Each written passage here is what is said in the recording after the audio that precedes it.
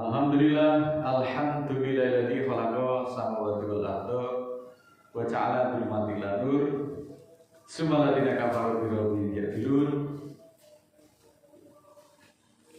walladzi khalaqakum min tin summa tabajalan ajal musamma indahu summa antum tamtarun wa huwa Allahu bis samawati wa bil ardi ya'lamu sirrakum wa jahrakum wa ya'lamu ma taksibun asyhadu an la ilaha illallah wahdahu la syarika lah innama huwa ilahun wahid Allahu la ilaha illa huwa rabbul arsyil azim Allahu la ilaha illa huwal hayyul qayyum Allahu la ilaha illa huwar rahmanur rahim.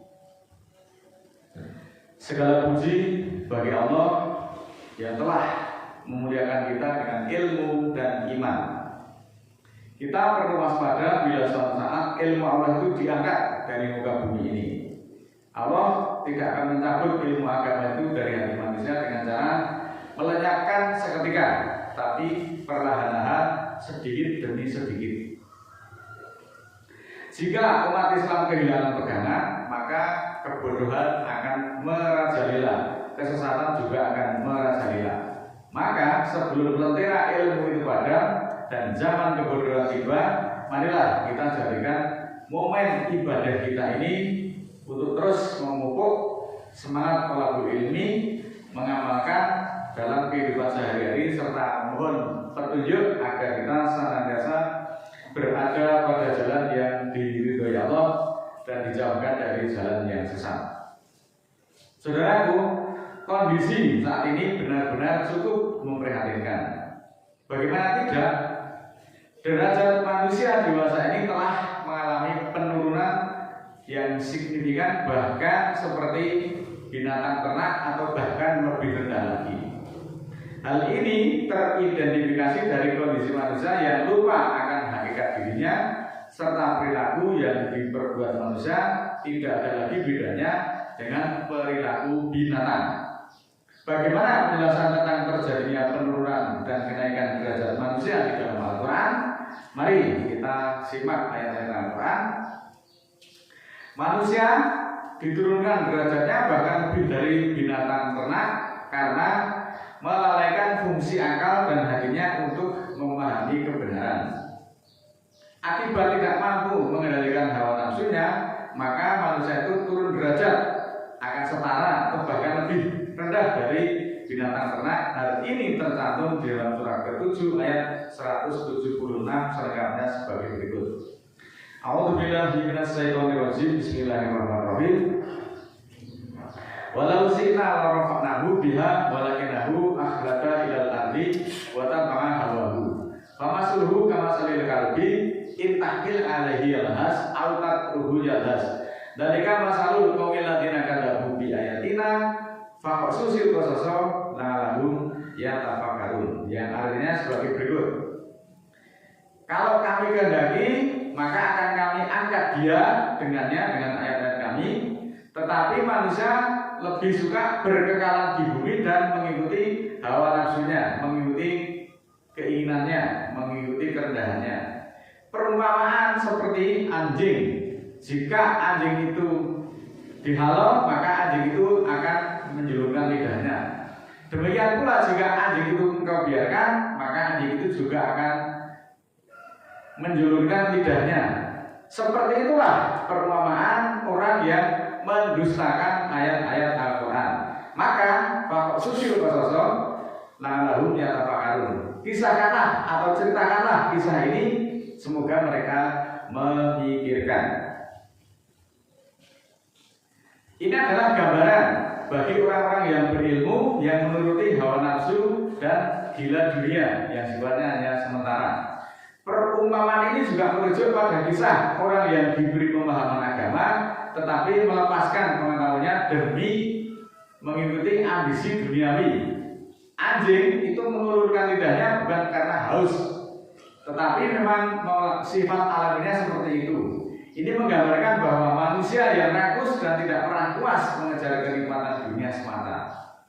Itulah manusia yang meninggalkan ilmu dan iman demi nafsu sehingga sampai kehilangan kemampuan berpikir jernih, persis seperti halnya anjing menuruti insting liarnya berdasarkan surat ke-7 ayat 176 di atas. Mari kita simak ayat berikutnya, surat ke-25 ayat 44. Am tahsabu anna aksaruhum yasma'una aw yaqiluna inhum ila kal an'ami bal hum adallu sabila. Ataukah engkau menyangka bahwa kebanyakan mereka mendengar atau memikirkan? Sesungguhnya mereka kecuali seperti binatang ternak, bahkan mereka lebih sesat dalam garis hukum. Manusia itu diciptakan dengan potensi akal dan nafsu. Jika akal tersebut tidak digunakan untuk mencari kebenaran dan manusia hanya mengikuti atau memperturutkan insting hewaninya seperti hanya makan, tidur, dan mengejar kekuasaan duniawi tanpa aturan, maka sebenarnya esensinya, hakikat kemanusiaannya itu sudah hilang. Sebaliknya, jika mampu mengendalikan hawa nafsu dan tunduk kepada aturan-aturan Allah yang ada di dalam Al-Quran, maka derajat manusia itu bisa jauh lebih tinggi lagi. Surat Al-Baqarah ayat 16, ulaika ladinas tarau dolalati bil huda fama rabbihat tijaratuhum wa ma kanu muhtadin.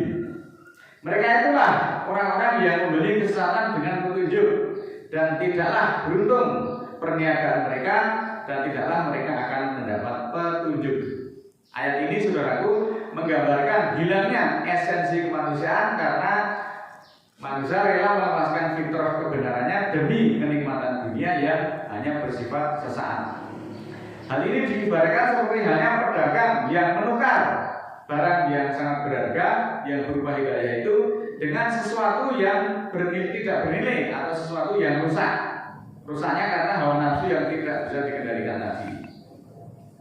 Surat ke-35 ayat 28, inama yahsyallahu min ibadihil ulama innallaha ngazijun ghafurun. Sesungguhnya yang takut kepada Allah di antara hamba-hambanya hanyalah ulama. Sesungguhnya Allah Maha Perkasa lagi Maha Pengampun. Nah, saudaraku yang dimuliakan Allah, di dalam konteks ayat ini yang disebut ulama itu bermakna orang-orang yang berilmu, yakni mereka yang memahami ayat-ayat Al-Quran. Yang hal ini juga menekankan bahwa kualitas rasa takut yang sempurna itu hanya lahir dari pemahaman ilmu yang mendalam mengenai keagungan, kekuasaan, dan sifat-sifat Allah yang betul-betul dihayati oleh para ulama ataupun orang-orang yang berilmu. Kalau manusia yang dianggap sebagai tokoh masyarakat, tokoh agama, bahkan menyandang gelar sebagai ulama, ustadz atau kiai atau guru ngaji yang mestinya harus bisa dijadikan sebagai panutan atau teladan di dalam masyarakat, tetapi justru perilakunya menyimpang dari ayat-ayat Allah, artinya dia sudah terjun bebas, mendegradasikan dirinya ke tempat yang paling rendah. Itulah tanda-tanda keilmuan yang telah dicabut oleh Allah. Surat ketiga ayat 26 menjelaskan sebagai berikut. Qulillahu malikul mulki tu'til mulka mantasa wa tanzi'ul mulka mimman tasa wa tu'izu man tasa'u wa tudhilu man tasa biyadikal khair innaka ala kulli syai'in qadir.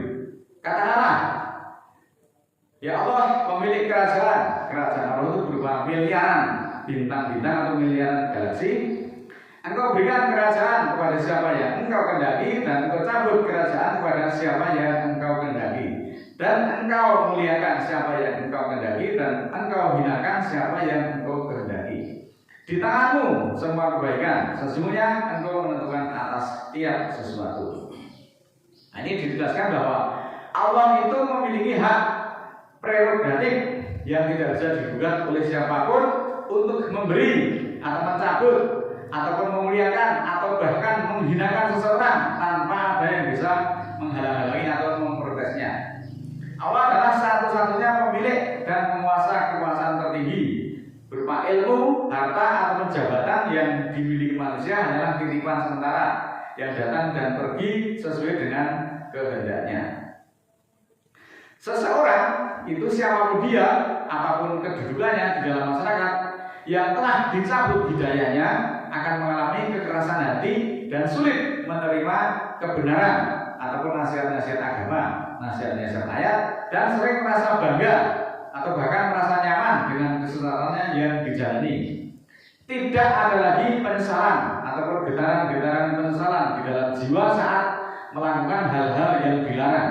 Bahkan timbul rasa bangga bisa berbuat dosa dan meremehkan kesalahan karena mereka merasa tahu caranya bertobat. Saya kan pimpinan, saya kan ustaz, saya kan guru. Maka jangan mikirkan saya itu cara bertobatnya itu saya mengetahui, bisa jadi seperti itu. Nah, mari kita simak surat ke-18 ayat 28. Ini peringatan agar betul-betul kita memahaminya. Wasbir nafsaka ma'al ladina yad'una rabbahum bil ghadawati wal asi yuriduna wajhahu wala ta'du ainaka anhum turidu zinatal hayawati dunya wala tuti' man arfalna qablahu ngan dikrina wa tabaha hawahu wa kana amruhu furuqa. Maka tabahkanlah dirimu bersama orang-orang yang menyeru Tuhan mereka pada waktu pagi dan petang, yang menginginkan wajahnya. Dan jangan hentikan matamu dari mereka karena menginginkan hiasan dunia. Dan jangan mentaati orang-orang yang telah kami lengahkan hatinya dari mengingat Allah, dari berzikir kepada Allah. Kami yang mengikuti hawa nafsunya ataupun keserakahannya dan urusannya diabaikan. Ini ayat ini kalau betul-betul didalami memerintahkan kepada kita semuanya seluruh manusia untuk tidak mengikuti orang-orang yang hatinya itu telah dibuat lalai oleh Allah atau telah berpaling dari petunjuk Allah atau telah menyimpang dari Al-Quran. Mengikuti orang ataupun pimpinan itu pun kita harus waspada. Ini perintah Allah. Siapa tahu dia telah dilengahkan hatinya, sehingga meskipun dia pimpinan ataupun meskipun dia berkedudukan sebagai guru, kalau ternyata perilakunya menyimpang, maka hal itu tidak boleh lagi diikuti. Pendek kata, orang-orang yang telah dicabut keilmuannya ataupun hidayahnya, maka tidak pantas lagi untuk diikuti. Ini adalah perintah berdasarkan surat ke-18 ayat 28.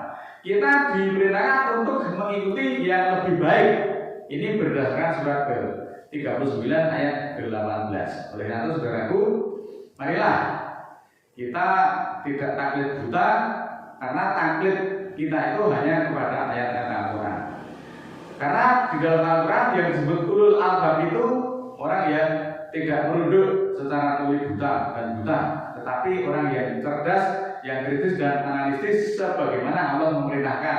Siapa tahu ternyata orang yang selama ini kita ikuti, yang disebut pimpinan, yang disebut ulama itu pun ternyata bisa juga kalau tidak amanah, Allah itu mencabut hidayahnya, mencabut keilmuannya, dan kita semuanya harus waspada. Kalau ternyata tanda-tanda itu memang ada, maka kita diperintahkan untuk tidak mengikutinya, dan kita harus mengikuti yang lebih baik.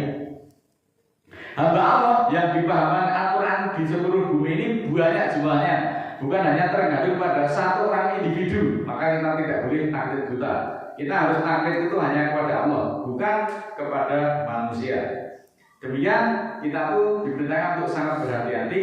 Mudah-mudahan Allah ridho dan menunjuki kita kepada Shiratal Mustaqimnya. Mudah-mudahan apa yang saya sampaikan, kalau itu ada kesalahan, itu betul-betul kesalahan karena penganalian saya yang salah. Tetapi ayat-ayat yang saya bacakan, ayat-ayat yang saya sampaikan itu pasti benar, karena datang dari Allah. Allah itu adalah pemilik semesta raya ini, yang menciptakan kita semuanya, yang memberi ataupun mencabut, yang meninggikan derajat ataupun yang menghinakan, itu semuanya berdasarkan ayat-ayat Al-Quran. Manusia akan tinggi derajatnya ketika mengikuti Al-Quran. Manusia akan rendah, bahkan lebih rendah dari binatang ternak ketika mereka perilakunya menyimpang dari Al-Quran. Kisah ini untuk dikisahkan kepada orang-orang, kepada banyak orang. Maka kisahkanlah kisah dari anjing itu untuk supaya mereka mau memikirkan, berkenan untuk memikirkan ataupun mendalami keadaan-keadaan yang semuanya berdasarkan ayat-ayat Al-Quran, bukan berdasarkan atas kebencian ataupun fanatisme buta. Demikian yang dapat kami sampaikan, ada kurang lebihnya kami mohon maaf. A'udzubillahi minasyaitonir rajim. Bismillahirrahmanirrahim. Allahumma ighfirli walil mu'minina wal mu'minat al-ahya'i minhum wal amwat innaka samiul qaribun mujibud da'wat innaka 'ala kulli syai'in qadir. Rabbana la tu'akhidna in nasina aw akhtana Rabbana wa la tahmil 'alaina isran kama hamaltahu 'alal ladzina min qablina Rabbana wa la tuhamilna ma la taqata lana bihi wa'fu 'anna waghfir lana warhamna anta maulana fansurna 'alal qaumil kafirin. Rabbana ighfir lana dzunubana wa kaffir 'anna sayyi'atina wa tawaffana ma'al abrar. Rabbana la tuzigh qulubana ba'da idh hadaitana wa hab lana min ladunka rahmah innaka antal wahhab. Rabbana ighfir lana wa li ikhwanina alladhina sabaquna bil iman wa la taj'al fi qulubina ghillan lil ladzina amanu rabbana innaka ra'ufur rahim. Rabbi auzi'ni an ashkura nikmataka allati an'amta 'alayya wa an a'mala shalihan tardahu wa aslih bi dzurriyyati inni tubtu ilaika wa inni minal muslimin. Subhana rabbika rabbil izzati amma yasifun wa salamun alal mursalin walhamdulillahi rabbil alamin.